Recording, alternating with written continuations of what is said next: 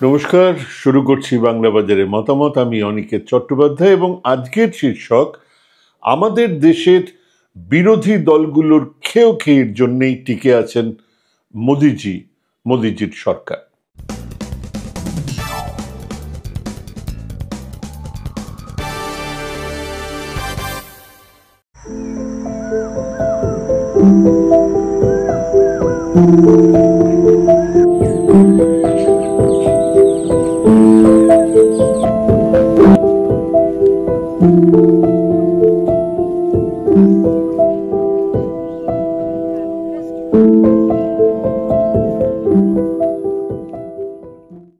বিজেপির সরকার গত 11 বছরে এমন কিছু করেনি যার ফলে তারা মানুষের সমর্থন নিয়ে ভোটে জিতে গদি দখল করে রাখতে পারে।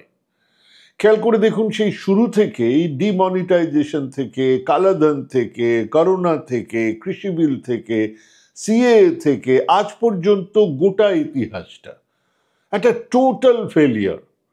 কোনো অর্থেই তারা এমন কিচ্ছু করে দেখাতে পারেননি জানিয়ে তারা গর্ব করে বলতে পারেন যে এই দেখো আমরা এইটা করেছি, অতএব আমাদের ভোট দাও। কি বিশাল বাওয়াল দিয়ে ওই ডিমনিটাইজেশন করেছিলেন, নোটবন্দি। লক্ষ লক্ষ মানুষ গিয়ে দাঁড়িয়ে পড়লেন এটিএম এর সামনে, লাইন দিলেন। অত বড় একটা সিদ্ধান্ত এখন মোদিজির মুখে, বিজেপির কোনো নেতার মুখে শুনতে পান যে ডিমনিটাইজেশন ঠিক হয়েছিল? পান না। করোনার সময় তো বাদই দিলাম, সেই মৃত্যু মিছিল আমরা তো জানি। এই সরকার অন্তত তিনটে বিল পাশ করিয়ে হয় লাগুই করে উঠতে পারেননি, না হলে ফেলে দিয়েছেন, ঠান্ডা বাক্সে পাঠিয়ে দিয়েছেন, ঠান্ডা ঘরে চলে গেছে সেটা।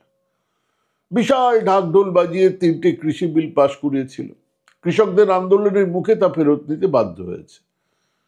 নাগরিকত্ব বিল পাশ করে এখনো তাকে লাগু করার সাহস দেখাতে পারছেন না। কেবল নির্বাচন এলে লাগু করার কথা বলছেন, ওটা একটা নির্বাচনী ইস্যু। নির্বাচন শেষ হয়ে গেলে আবার চুপ করে যাচ্ছেন। নারী সংরক্ষণ বিল এনেছেন, মানে আমাদের সংসদে, বিধানসভায় নারী সংরক্ষণ বিল। সেই বিল কি হলো? তা কবে লাগু হবে ওনারাও জানেন না, কেউ জানে না। ইনফ্যাক্ট সেটা তো জনগণনা আর ডিলিমিটেশনের পরে হবে। এদিকে জনগণনা করতে পারছেন না, কারণ জনগণনা করলেই জাতিভিত্তিক জনগণনার দাবি উঠবে, না করলে শরিক দল সরে যাবে, করলে ওনাদের কোর ভোটার, উচ্চবর্ণের ভোটাররা সরে যাবেন। জনগণনা হচ্ছে না, অতএব ডিলিমিটেশন হচ্ছে না। একটা দেশ সেই 2021-এ যার জনগণনা ডিউ রয়েছে, সেই জনগণনা এখনো 2025 হয়ে গেল, এখনো হচ্ছে না। এখনো কবে হবে আমরা জানি না। জনগণনা করার সাহসই দেখাতে পারছে না সরকার। তার মধ্যে এক দেশ এক ভোটের বিল নিয়ে এলেন, পেশ না করেই তাকে সিলেক্ট কমিটির কাছে পাঠাতে বাধ্য হলেন, আর সেখানে ওনাদের শরিক দলের তরফেই প্রবল বিরোধিতা শুনতে হলো। ওদিকে অর্থনীতি তো গড়ের মাঠে ঘাস খেতে গেছে, জিডিপি ওঠার বদলে নামছে। উনি দেশে বিদেশে 5 বিলিয়ন ইকোনমির কথা বলেছিলেন, সেটাও যে ফাঁপা বেলুন তা এখন পরিষ্কার হয়ে গেছে। বেকারত্ব গত 50 বছরের মধ্যে এই জায়গাতে কখনো যায়নি, এটাও একটা রেকর্ড। টাকার দাম পড়ছে, আজকে তো 86 টাকা হয়ে গেছে $1। যখন $1 ছিল 63 টাকা, তখন উনি মনমোহন সিং এর কথা বলেছিলেন যে আগে কে পড়বে সেটা দেখার ব্যাপার, সরকার পড়বে না, টাকার দাম পড়বে। এখন টাকার দাম আজকে 86 টাকা, রেকর্ড। শেয়ার বাজার টলমল করছে, রোজ ক্র্যাশ করছে, আর ফরেন ইনভেস্টররা টাকা নিয়ে চলে যাচ্ছেন। তারা এই বাজারে সুরক্ষিত মনে করছেন না নিজেকে, বাজার পড়ছে। আর একদিকে দলের সেই তীব্র হিন্দুত্ববাদীরা আজ এখানে তো কাল সেখানে মুসলমান পেটাচ্ছেন, মসজিদে দেখলেই তাদের তলায় খুঁড়ে দেখানোর দাবি জানাচ্ছেন। সংখ্যালঘুরা বিপন্ন, দেশের মধ্যে আওয়াজ নয়। ইউরোপিয়ান ইউনিয়নের বৈঠকে বলা হচ্ছে যে সংখ্যালঘুরা এখানে বিপন্ন। আর ফরেন পলিসি, পড়শি দেশগুলোর দিকে তাকান, বুঝতে পারবেন তীব্র ভারত বিরোধিতা আমাদের পড়শি দেশের প্রত্যেকটা জায়গায় মানুষজনের মধ্যে। আমাদের পাসপোর্ট আরো কিছুটা নেমেছে, 2024-তে 80-তে নেমেছিল, এখন 85-তে নেমে গেছে। আমাদের তলায় বাংলাদেশ আর পাকিস্তান আছে, সেটাই যদি আমাদের গর্বের ব্যাপার হয় তাহলে সেটাই গর্ব। তাহলে 2014-তে যে আচ্ছে দিন আনার কথা বলা হয়েছিল, সেই আচ্ছে দিনটা কোথায়? তার বদলে এই 11 বছরে দেশ ক্রমশ ক্রমশ ক্রমশ প্রত্যেকটা ক্ষেত্রে নেমেছে। অর্থনৈতিক বৈষম্য তো এক সাংঘাতিক জায়গাতে এনে দাঁড় করিয়েছে আমাদের। যেখানে যাই করা হোক না কেন, যে অবস্থাতেই থাক না কেন, দেশের গোটা 5-7টা পরিবার ছাড়া সবাই ক্ষতির মুখ দেখছেন। তাহলে সেই সরকার টিকে আছে কেন? এটাও তো একটা প্রশ্ন। একটা সরকার 11 বছর ধরে ধারাবাহিকভাবে ব্যর্থ প্রত্যেকটা জায়গায়, তাহলে সেই সরকার টিকে আছে কেন? এই প্রশ্ন তো জায়েজ। একটা সরকার যার ভাত দেবার মুরদ নেই, সেই সরকার কিল মারার গোসাই হয়ে উঠছে, কিন্তু দেশের লোক তাকে রেখে দিয়েছে কেন? কারণ বিরোধী রাজনৈতিক দলের মধ্যে হাজার রকমের খেয়োখেই, আর সব থেকে বড় বিরোধী দলের নির্বুদ্ধিতা, তাদের নিষ্ক্রিয়তা। আমরা দেখেছিলাম বেঙ্গালুরুতে ইন্ডিয়া জোটের পরে রীতিমতো টেনশনে পড়ে গিয়েছিল বিজেপি। কেবল ইন্ডিয়া জোটের বিভিন্ন নেতাদের এক জায়গাতে বসাটাই বিজেপির কাছে বড় ধাক্কা ছিল। আর আজ কাশ্মীরের মুখ্যমন্ত্রী সাফ বলে দিলেন, ইন্ডিয়া জোট এইভাবে চালানোর চেয়ে ভেঙে দেওয়া ভালো। ঠিকই বলেছেন। কার্যকারিতা না থাকলে ওই তাকে রাখা, শোপিস হয়ে রাখার কি দরকার? ভেঙে দিন। জোট ধর্ম পালনই করবেন না, তাহলে সেই জোট ভেঙে দেওয়া উচিত। ওই কর্ণাটকে জয়ের পরেই কংগ্রেসের মনে হয়েছিল, রাহুল গান্ধীর মনে হয়েছিল, তাদের হাতেই চলে এসেছে দেশের রাজ্যপাল। ঘোরাফেরাটা করছেন যেন মনে হচ্ছে দেশের প্রধানমন্ত্রী। তারপর মধ্যপ্রদেশ, রাজস্থান, মহারাষ্ট্র, হরিয়ানা হেরেছেন, বিরাটভাবে হেরেছেন। বলবেন ঝাড়খণ্ডে জিতেছেন। ঝাড়খণ্ডে কে জিতেছে? ঝাড়খণ্ডে হেমন্ত সোরেন জিতেছে। ঝাড়খণ্ডে ওখানকার লোকাল আইডেন্টিটি জিতেছে, কংগ্রেস নয়। কংগ্রেস সঙ্গে ল্যাজের মতন ছিল বলে কটা আসন পেয়েছে। এবার সেই হারের কোনো পর্যালোচনা নেই যে এতগুলো হার হলো কেন হলো। জলসাঘরের জমিদারের মতন চালাচ্ছেন এই দল এবং এই অ্যালায়েন্সকে। হরিয়ানাতে আপের সঙ্গে জোট করলে জিতে যেতেন এরকম কথা বলছি না, কিন্তু এত বড় হারের মুখোমুখি হতে হতো না। আপকে একটা আসনও দিলেন না, আপের সঙ্গে জোট হলো না। সিপিআইএমকে একটা আসন দিলেন, যে আসনে সিপিআইএম জীবনে কোনোদিন জিতে উঠতে পারবে না। কি ধরনের অ্যালায়েন্স? সিপিআইএমকে দিন, তাতে কোনো ক্ষতি নেই, কিন্তু আপ তো ওখানে একটা শক্তি। আপের সঙ্গে সেখানকার কর্পোরেশনে শেয়ার করা হচ্ছে, কর্পোরেশনের ক্ষমতায় আছেন। আর যখন বিধানসভায় ভোট হবে তখন আলাদা কথা বলছেন। একটা অন্তত দিলে বিরোধী ঐক্য তো সারা দেশ জুড়ে থাকতো। সেখানে আপের বিরুদ্ধে দাঁড়িয়ে গেল কংগ্রেস। এবারে দিল্লিতে সেই একই ঘটনার পুনরাবৃত্তি। দিল্লিতে গতবারে 70টা আসনের মধ্যে বিজেপি পেয়েছিল 8টা, আপ 62টা আসন, 53% ভোট। কংগ্রেসের ছিল 4% একটু বেশি ভোট। লোকসভাতে আপের সঙ্গে জোট বেঁধে 3টে আসন, 7টার মধ্যে 3টে আসনে লড়ে 19% ভোট পেয়েছিল কংগ্রেস। এবারে তারা জোটের ধার কাছেও গেল না। শুরু থেকেই তাদের দিল্লির নেতারা কুৎসিত ভাষায় অরবিন্দ কেজরিওয়ালকে আক্রমণ করতে থাকলেন। অরবিন্দ কেজরিওয়াল বিষয়টাকে ইন্ডিয়ার মঞ্চে আলোচনা করতে পারতেন। তিনিও সাফ জানিয়ে দিলেন যে আমরা একলাই লড়ব, সবকটা আসনে প্রার্থী দিয়ে দিলেন। এদিকে তৃণমূল দল, সমাজবাদী পার্টি, উদ্ধব ঠাকরের শিবসেনা দল জানিয়ে দিলেন তারা সমর্থন করছেন আপকে। কোথায় ইন্ডিয়া জোট? কেজরিওয়াল তাদেরকে ধন্যবাদ দিয়ে দিয়েছেন। এবং ঠিক এই পরিপ্রেক্ষিতে কাশ্মীরের ওমর আবদুল্লাহ বললেন, এটাই যদি বাস্তব পরিস্থিতি হয় তাহলে ইন্ডিয়া জোট ভেঙে দেওয়া উচিত। মজার কথা হলো, এই কথা বলার পরে বিহারের তেজস্বী যাদব জানালেন, ইন্ডিয়া জোট তো লোকসভা ভোটের জন্য হয়েছিল। জানি না, আমরা কেউ বুঝতে পারিনি, সাধারণ মানুষ কেউ বুঝতে পারিনি যে ইন্ডিয়া জোটটা কেবল লোকসভা ভোটের জন্য হয়েছিল। আসলে উনি কংগ্রেসকে চটাতে চান না, কারণ বিহারে কংগ্রেসের যে সামান্য ভোট আছে তা ওনার বড্ড জরুরি। সামনে ভোট আছে, ওখানে মহাগঠবন্ধনে কংগ্রেস আছে। ওদিকে এই আরজেডি থেকে, আপ থেকে, সমাজবাদী দল বা উদ্ধব ঠাকরের দল মমতা বন্দ্যোপাধ্যায়কে এই জোটের মাথায় দেখতে চান, লালু যাদব পরিষ্কার জানিয়েছেন। আবার এই জোটের অন্যতম শরিক সিপিআইএম মনে করে মমতা বন্দ্যোপাধ্যায়ের নেতৃত্বে তৃণমূল দল আসলে বিজেপির বি টিম। তারা একেবারে অফিসিয়ালি এই বাংলায় বিজেপি আর তৃণমূলকে সমান শত্রু হিসেবে চিহ্নিত করেই নির্বাচনে নামছেন, প্রচার চালাচ্ছেন। ওদিকে কেরালাতে মুখোমুখি লড়ে যাচ্ছে কংগ্রেস আর সিপিএম।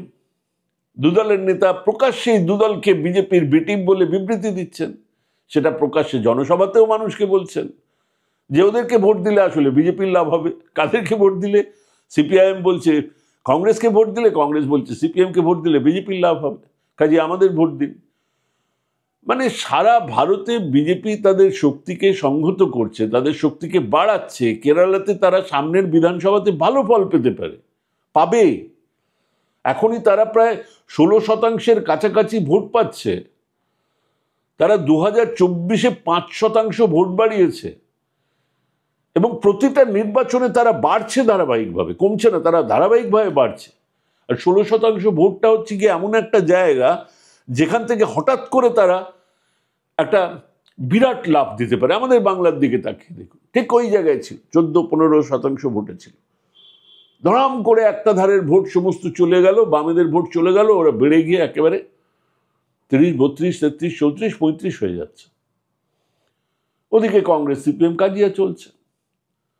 তারা আর 3-4% ভোট যদি বিজেপি বাড়াতে পারে তাহলে বিধানসভায় তাদের জোর দেখাতে পারবে। বিধানসভায় একবার তাদের প্রতিনিধিরা গিয়ে পড়লে সেখানে, যেখানে কেরালাতে বিজেপি কোনো ফ্যাক্টর ছিল না, সেখানে বিজেপি একটা বিরাট ফ্যাক্টর হয়ে যাবে।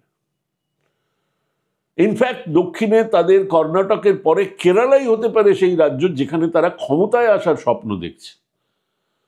তামিলনাড়ু পারবেন না, তামিলনাড়ুতে ওই স্ট্রাকচারটা নেই। তামিলনাড়ুতে এই ধর্মের যে ইস্যু সেইটা দিয়েই খুব মুশকিল। সেখানে সনাতন ধর্মের বিরুদ্ধে, সেখানে সনাতন হিন্দুদের বিরুদ্ধে দ্রাবিড় যে মুভমেন্ট, তার উপরে ভিত্তি করে দ্রাবিড় দল হিসেবে ডিএমকে ক্ষমতায় আছে, সেখানে খুব মুশকিল। কিন্তু কেরালাতে সম্ভব। উড়িষ্যাতে কংগ্রেস বিজেপির সঙ্গে সম্পর্ক ভালো করে তোলার কোনো জায়গাতেই নেই, তখনও ছিল না, এখনো নেই। বাংলাতে অধীরকে সরিয়ে দিয়ে কেবল শুভঙ্করকে বসানো হয়েছে মাত্র। আমাদের দেশের বিরোধীদের দুটো ফ্রন্টের লড়াই আছে। একটা হলো আঞ্চলিক দলগুলোর সঙ্গে বিজেপির লড়াই, সেখানে তারা অনেকটাই সফল, মানে আঞ্চলিক দলগুলো অনেকটা সফল, আর তাদের লড়াই আরো তীব্র হচ্ছে। বিজেপির ইডি সিবিআই আক্রমণের মুখে দাঁড়িয়েও স্টালিন থেকে অখিলেশ, মমতা থেকে তেজস্বী, উদ্ধব বা শরদ যাদব লড়ে যাচ্ছেন, শরদ পাওয়ার লড়ে যাচ্ছেন। অন্য ফ্রন্টটা হলো কংগ্রেসের সঙ্গে বিজেপির লড়াই। সেই লড়াইয়ে বিজেপি 100 মাইল এগিয়ে। তার কারণ হলো কংগ্রেসের ফেলে আসা ইতিহাস, তাদের জরুরি অবস্থা, তাদের বংশানুক্রমিক শাসন। কে অস্বীকার করবে বংশানুক্রমিক শাসনকে? সামনে খাড়গেকে রেখে দিলেই হয়ে যাবে। প্রত্যেকটা কথা বলার আগে খাড়গে তাকাচ্ছেন রাহুল গান্ধীর দিকে। আর নরেন্দ্র মোদী বা আরএসএস, বিজেপি চায়ও সেটা। আগে কংগ্রেসকে শেষ করে দাও, তারপর আঞ্চলিক দলের সঙ্গে বোঝাপড়া করে নেওয়া যাবে। কোনো কোনো দলকে সঙ্গে নেওয়া হবে, কোনো কোনো দলকে শেষ করে দেওয়া হবে। এখনো যে দলের 20% ভোট আছে তাদের ছাড়া কোনো বিরোধী ভোট জোট হওয়া সম্ভব নয়, সেটাও সত্যি। কংগ্রেসের 20% ভোট আছে। আবার আঞ্চলিক দলগুলোকে মর্যাদা না দিয়ে বিজেপি বিরোধী জোট হওয়াটাও অসম্ভব। ঠিক এই জায়গাটাতেই উল্লসিত বিজেপির নেতৃত্ব। এই সেদিনেই প্রধানমন্ত্রী নরেন্দ্র মোদী বলেছেন ইন্ডি জোট, ওনারা আবার ইন্ডিয়া বলেন না, ইন্ডি জোট আর কিছুদিনের মধ্যেই ভেঙে চুরমার হয়ে যাবে। বিজেপির এক বঙ্গ নেতা বলেছেন ইন্ডি জোট একটি প্রকাণ্ড অশ্বডিম্ব। এদিকে ঘোড়ার কি ডিম হয় আর ডিমের কি হয় ছানা, উত্তর আমাদের সবার জানা। আমরা তো এই বাংলা বাজারেই বলেছিলাম, ইন্ডিয়া জোটের মুম্বাই বৈঠকের সময় আমরা বলেছিলাম এক বৃহৎ অশ্বডিম্ব প্রসব করেছে ইন্ডিয়া জোট। সেই সময় বলেছিলাম। বহু চেষ্টা করে এই বৈঠকের দু একটা সদর্থক বিষয় নিয়ে হ্যাশ দেওয়া যেতেই পারে, কিন্তু আদত বিচারে মুম্বাই বৈঠক বিরোধী শিবিরের কাছে কোনো মেসেজ দিয়ে গেছে এরকমটা নয়। লক্ষ কোটি মোদী সরকার বিরোধী, আরএসএস বিরোধী, বিজেপি বিরোধী মানুষজনকে বরং হতাশ করেছে। একটু সেদিনের ইতিহাসটা একটু দেখে নেওয়া যাক। তখনও নীতিশ কুমার ইন্ডিয়া জোটেই আছেন। নীতিশের ইচ্ছেটা কি ছিল? ইন্ডিয়া জোটের মাথায় বসবেন, প্রধানমন্ত্রী ক্যান্ডিডেট হবেন, তো বিজেপিকে হারাতেন, নীতিশ কুমার আসতেন। ক্ষতিটা কি ছিল? বিজেপি যদি সরে যায় তাহলে বাকিদের মধ্যে লড়াইটা হতো, কিন্তু তাকে অ্যালাউ করা হলো না। পাটনার বৈঠকে বসাটাই তো এক বিরাট ব্যাপার ছিল, তো বসলো। নীতিশ কুমার কলকাতায় এসেছিলেন, আমরা সেই সাক্ষাৎকারের পরে শুনেছিলাম মমতার মুখে যে পাটনায় বৈঠক ডাকা হোক, উনি বলেছিলেন। তারপরে দেখা গেল পাটনায় বৈঠক হচ্ছে, বিরোধী নেতারা বৈঠকে বসুক। সেই লক্ষ কোটি মানুষ যারা গণতন্ত্র ফিরে পেতে চায়, সংবাদপত্রের স্বাধীনতা ফিরে পেতে চায়, ইডি সিবিআই রাজ পরিসমাপ্তি দেখতে চায়, সংবিধানের শাসন চায়, তারা আশার আলো দেখেছিলেন। পাটনাতে বিরোধীরা গিয়ে হাজির হলেন, অন্তত হাজির তো হলেন, হ্যাঁ অন্তত বৈঠকেতে বসলেন। এবং পরবর্তী বৈঠক হবে তারও ঘোষণা হয়ে গেল। কিছুই হলো না, কিন্তু পরবর্তী বৈঠক হবে সেটা ঘোষণা হলো। তারপরে বেঙ্গালুরু, আমরা থমকে দাঁড়িয়েছিলাম, কারণ কর্ণাটকের ভোট ছিল। কর্ণাটকের ভোট হবার পরেই কংগ্রেস একেবারে সোজা। বেঙ্গালুরু দরজায় দাঁড়িয়ে কংগ্রেসি নেতারা, ডিকে শিবকুমার আপ নেতাদের স্বাগত জানাচ্ছেন হাত ধরে। তৃণমূল নেত্রীর সঙ্গে সহাস্য আলাপ কমরেড সীতারাম ইয়েচুরির। প্রায় নিজার রিয়াকশন সেদিনকে বিজেপির ছিল। তড়িঘড়ি করে ওই স্মৃতির বাক্স থেকে তারাও সেদিনকে বার করেছিল এনডিএকে, যে এনডিএ তারা চুলোর দূরে পাঠিয়ে দিয়েছিল। বিরোধী জোটের নাম দেওয়া হলো ইন্ডিয়া, মাস্টার স্ট্রোক। মিডিয়াতে চর্চা ইন্ডিয়া জোটের, প্রত্যেকটা মিডিয়া ফ্রন্ট পেজ হচ্ছে বহুদিন পরে। এরপরে মুম্বাই অধিবেশন, আমরা আবার ওই স্বাধীনতাহীনতায় গুমড়ে মরতে থাকা সাংবাদিকরা, মূল্যবৃদ্ধির চাপে হাঁসফাঁস করতে থাকা মানুষজন। ভেবেছিলাম একজন কনভেনার হবে, একটা কমন মিনিমাম প্রোগ্রাম তৈরি করার জন্য একটা টিম তো অন্তত হবে। 2024কে মাথায় রেখে আসন বন্টনের কিছু একটা ফর্মুলা বের হবে, লোগো আসবে সামনে। কি হয়েছিল? তারও আগে আলোচনার দরকার কি হতে পারতো, কারণ ঠিক ওই দিনেই মোদী সরকারের সংসদীয় দপ্তরের মন্ত্রী প্রহ্লাদ যোশী 18 থেকে 22 সংসদের বিশেষ অধিবেশন না ডাকলে আমার ধারণা কিছুই হতো না। কারণ গুচ্ছ স্ববিরোধিতায় ভুগতে থাকা বিরোধী দলগুলোর আসল চেহারা সামনে আসা শুরু হয়ে গিয়েছিল ওই সময় থেকে। ওই বিশেষ অধিবেশনের ঘোষণা, এক দেশ এক নির্বাচনের প্রসঙ্গ ইত্যাদি আসার পরে একেবারে কিছুই হবে না। তাই একটা গুরুত্বপূর্ণ কমিটি তৈরি হয়েছিল, গুরুত্বপূর্ণ কমিটি। বাকি 3টে এমন কমিটি যা কাজ শুরু করতে হলে যা দরকার তাই হাতে নেই। বুঝিয়ে বলছি, একটা কমিটি তৈরি হয়েছিল যার নাম coordination committee, coordination committee of India. India একটা জোট, সেই জোটের কোনো কনভেনার নেই, মাথা নেই, হেডলেস চিকেন। তার একটা কোঅর্ডিনেশন কমিটি। খেয়াল করুন, সেই কোঅর্ডিনেশন কমিটিতে কে আছেন? রাহুল গান্ধী আছেন? না, নেই। মল্লিকার্জুন খাড়গে আছেন? না, নেই। ছিলেন কে? সি বেণুগোপাল। ডিএমকে স্টালিনের নাম শোনা যাচ্ছিল, তারপর শোনা গেল সেখানে আছেন টি আর বালু, সেকেন্ড র্যাঙ্ক সবাই। অরবিন্দ কেজরিওয়াল নেই, ছিলেন রাঘব চাড্ডা, সেকেন্ড র্যাঙ্ক। নীতিশ কুমার ছিলেন না, ছিলেন লাল্লন সিং। অখিলেশ যাদব নয়, জাভেদ আলী খান, থার্ড র্যাঙ্ক। মমতা বন্দ্যোপাধ্যায়ের বদলে Abhishek Bandyopadhyay, again second rank. ওটা নাকি সর্বোচ্চ কমিটি? কমিটিতে ছিলেন শরদ পাওয়ার, কিন্তু সেটাও কি মানানসই? এদের সঙ্গে শরদ পাওয়ার, তার এই কমিটি সর্বোচ্চ কমিটি ছিলই না। এর উপরে থেকে গেলেন মমতা, নীতিশ, অখিলেশ, লালু, রাহুল, মল্লিকার্জুন খাড়গে এবং সোনিয়া গান্ধী। সিপিএম তো নামই দিলেন না ওই কমিটিতে, ওনারা নিজেদের সতীত্ব বাঁচাচ্ছিলেন। অন্য 2 কমিটিতে সিপিএম এর প্রতিনিধি প্রাঞ্জল এবং অরুণ কুমার। এই কে বলুন তো? গুগল না করে বলুন এই প্রাঞ্জল এবং অরুণ কুমার কোন রাজ্যের, সেটাও বলতে পারবেন না, জানা নেই তো কারণ। কেউ কোনোদিন এই সমস্ত নাম শোনেনি। তো এই কমিটি রাজনৈতিক সিদ্ধান্ত নেবে, সর্বোচ্চ সিদ্ধান্ত। বাকি 3টে কমিটি হলো, একটা প্রচার কমিটি, সোশ্যাল মিডিয়া প্রচার কমিটি, আর একটা হচ্ছে গবেষণা কমিটি। তো এসব কমিটি কাজ করবে কিসের ভিত্তিতে? কি প্রচার করবে সেটা কে ঠিক করবে, কখন ঠিক করবে? আসন সমঝোতা কোনখানে হবে? কোঅর্ডিনেশন কমিটি করবে, সেখানে তো সিপিএম সাফ বলে দিয়েছে ওগুলো রাজ্য স্তরে ঠিক করা হবে। তাহলে ওই কমিটিটা করবে কি?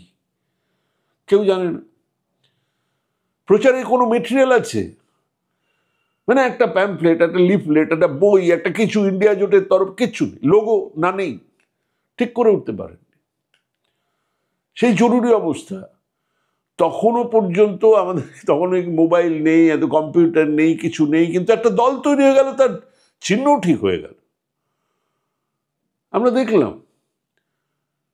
সঙ্গে সঙ্গে লোকের মুখে মুখে সেই চিহ্ন ছড়িয়ে পড়লো, মানুষ ভোট দিলেন, জেতালেন। এখানে আজকের এই জমানাতে বসে তারা একটা লোগো, একটা প্যাড তৈরি করতে পারলেন, একটা স্ট্যাম্প তৈরি করতে পারলেন না। প্রচারটা কি দিয়ে হবে? প্রধানমন্ত্রীর মুখ তো ছেড়েই দিলাম, সেটা হলে তো কামান নিয়ে লড়াই শুরু হতো। জোটের নেতা কে জানা গেল না। জোটের সর্বোচ্চ কমিটিতে সেকেন্ড ইন কমান্ডদের রেখে ফার্স্ট ইন কমান্ডরা নিজেদের ওই ম্যানুভারের জায়গাটা খুলে রাখলেন, যে যখন খুশি যেখান থেকে ছেড়ে দিয়ে বেরিয়ে যেতে পারবেন। বেরিয়েও গেলেন নীতিশ কুমার আরামসে। মোদি শাহ আরএসএস বিজেপি বিরোধী জোটের সর্বোচ্চ রাজনৈতিক কমিটিতে সোনিয়া, রাহুল, খার্গে, মমতা, নীতিশ, লালু, ইয়েচুরি, অখিলেশ কেউ নেই। এটা কি ছ্যাবলামো হচ্ছিল তখন? আমরা তখনই বলেছিলাম এই জোটের নেতারা জোট নিয়ে সিরিয়াসই নয়। আরএসএস বিজেপির 11 বছরের শাসন দেশকে এগিয়ে নিয়ে যায়নি। অর্থনীতির হাল বেহাল, তাদের আমলে বেকারত্ব রেকর্ড ছুঁয়েছে, টাকার দাম পড়েছে, শেয়ার পড়ছে, শেয়ার বাজার টলমল করছে, সংসদে আইন এনে সরকার লাগু করতে পারছে না, চারিদিকে তীব্র হিন্দুত্বের স্লোগান, দেশকে সমাজকে ভাঙছে।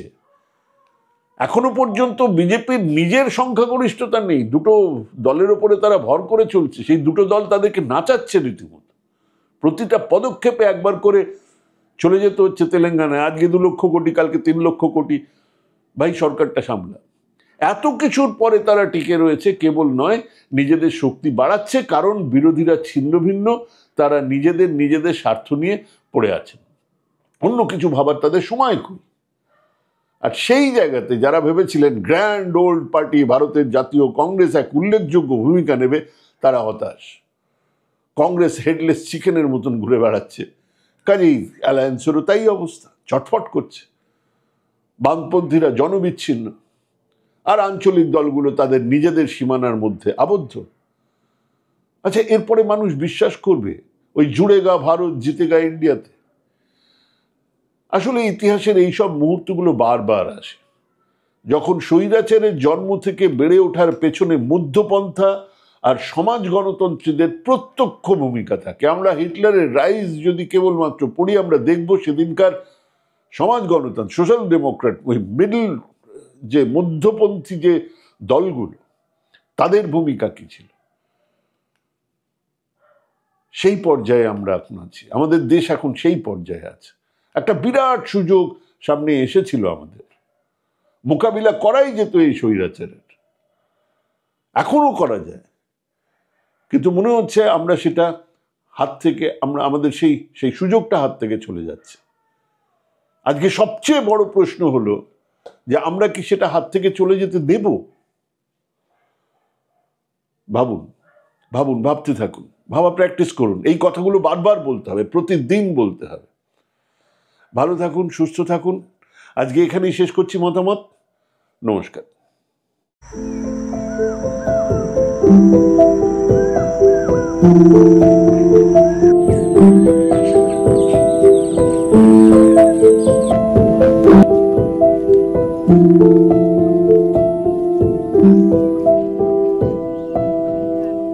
Thank you.